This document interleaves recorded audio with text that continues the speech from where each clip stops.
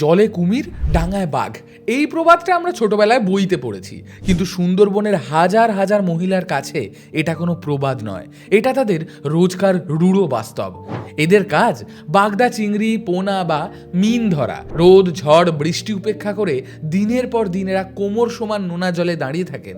সারাদিন হাড় ভাঙা খাটুনির পর হাজার খানেক মিন ধরতে পারলে জোটে মাত্র 100 থেকে 150 টাকা। আর এইটুকু টাকার জন্য এরা বাজি রাখেন নিজেদের প্রাণ, কারণ যে জলে এরা নামছেন সেখানেই ওত পেতে আছে নোনা জলের কুমির। আর ঠিক তার কয়েক হাত দূরেই ম্যানগ্রোভের আড়ালে রয়্যাল বেঙ্গল টাইগার। পরিসংখ্যান বলছে এদের মধ্যে অনেকেই বাঘ বিধবা।